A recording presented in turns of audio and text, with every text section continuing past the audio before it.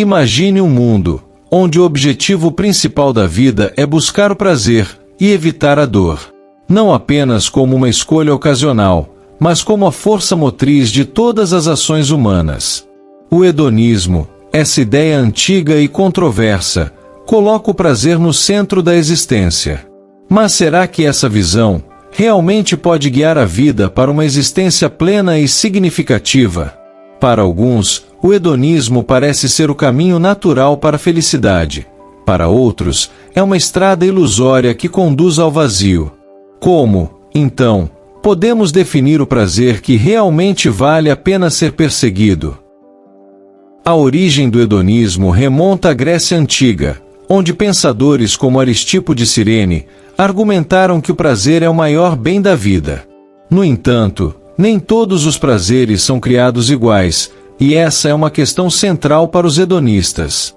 Aristipo acreditava que o prazer imediato era a chave para a felicidade, enquanto Epicuro, outro grande defensor do hedonismo, pregava um hedonismo mais moderado, onde o prazer é alcançado pela ausência de dor e sofrimento, e não necessariamente por indulgências momentâneas.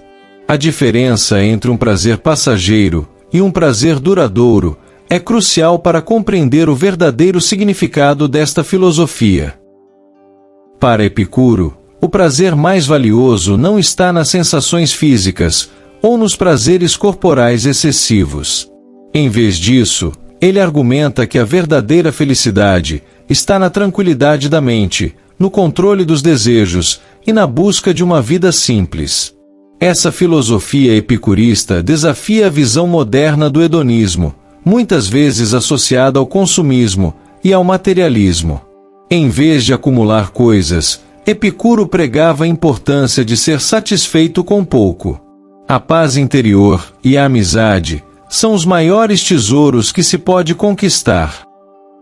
A dicotomia entre o prazer imediato e o prazer sustentável é um dilema que atravessa a história da filosofia.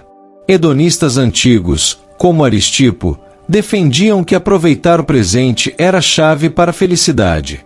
A ideia de carpe diem, aproveitar o dia, vem daí, e muitos interpretam isso como uma justificativa para indulgências e excessos. No entanto, será que uma vida baseada apenas no prazer do momento pode nos levar à verdadeira realização?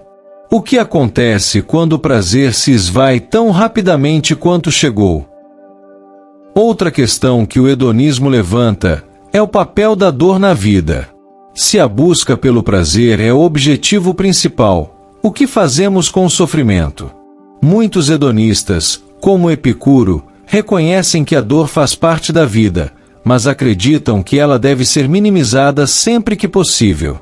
Epicuro, por exemplo, afirmava que a dor física pode ser suportada e até superada se a mente estiver em paz. A dor mental, como a ansiedade e o medo da morte, é mais perigosa e deve ser eliminada pela razão e pela filosofia. No entanto, o hedonismo também levanta questões éticas. Se o prazer é o bem supremo, então qualquer ação que traga prazer seria justificada. Essa questão levou muitos a criticar o hedonismo como uma filosofia egoísta, que poderia encorajar comportamentos imorais. Afinal, se o prazer de um indivíduo é o objetivo principal, o que acontece com o bem-estar dos outros? A ética do hedonismo depende de encontrar um equilíbrio entre o prazer individual e o impacto que esse prazer tem sobre a sociedade. A relação entre prazer e moralidade é particularmente complexa. Enquanto alguns argumentam que o prazer deve ser buscado independentemente das normas sociais, outros veem o hedonismo como um convite ao egoísmo e à falta de responsabilidade.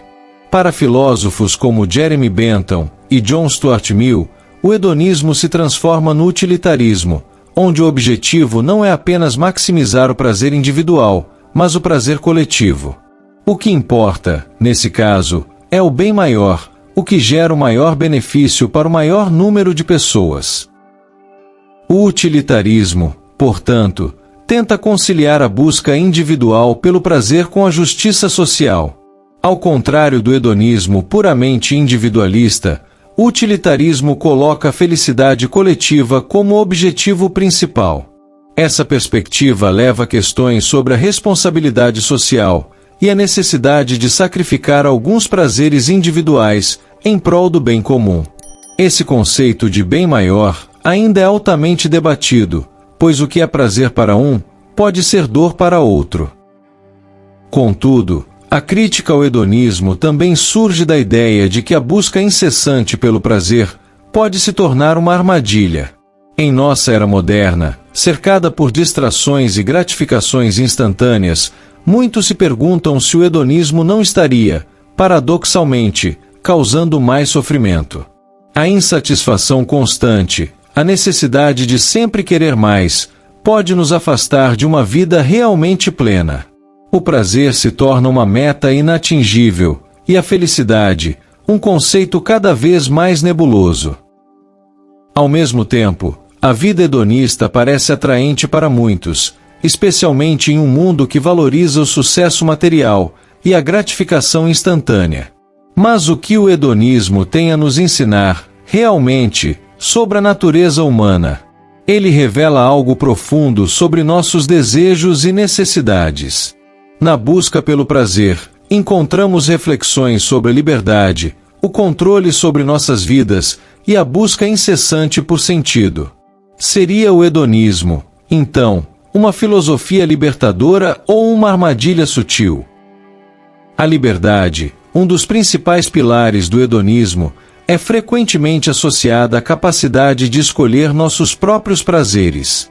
No entanto, muitos filósofos questionam se somos realmente livres em nossas escolhas, ou se estamos presos a desejos que nos foram impostos pela sociedade ou pela biologia. O que, afinal, significa ser livre para buscar o prazer? Será que, em nossa busca por prazer, estamos realmente exercendo nossa liberdade, ou apenas seguindo impulsos que nos afastam da verdadeira felicidade? A crítica mais forte ao hedonismo talvez venha da ideia de que o prazer é temporário. Nenhum prazer dura para sempre, e a constante busca por ele pode levar a uma vida de frustração e vazio. Schopenhauer, um dos maiores críticos do hedonismo, argumentava que a vida é dominada pelo sofrimento, e o prazer é apenas uma pausa temporária nesse ciclo. Para ele, buscar o prazer como fim último é um erro, pois leva à insatisfação eterna. Além disso, o hedonismo nos coloca em confronto direto com o medo da morte. Se o prazer é o bem supremo, então a morte, que inevitavelmente encerra todos os prazeres, se torna um inimigo imbatível. Como os hedonistas lidam com essa realidade? Epicuro nos oferece uma resposta. A morte não é nada para nós, pois quando estamos vivos, ela não existe, e quando ela chega, já não existimos para percebê-la. Essa visão pode oferecer um alívio, mas será que realmente nos conforta diante da mortalidade? Mesmo que a busca pelo prazer tenha suas armadilhas, o hedonismo não pode ser completamente descartado. Ele nos convida a refletir sobre o que realmente nos faz felizes, e nos desafia a questionar as convenções sociais, que muitas vezes reprimem nossos desejos naturais. Em um mundo onde o sofrimento é constante, o hedonismo pode oferecer uma luz, uma maneira de encontrar alegria em meio às adversidades. O prazer, quando entendido de forma equilibrada, pode ser uma força transformadora. Então, no final, a questão permanece: o hedonismo é uma filosofia de libertação ou uma armadilha perigosa?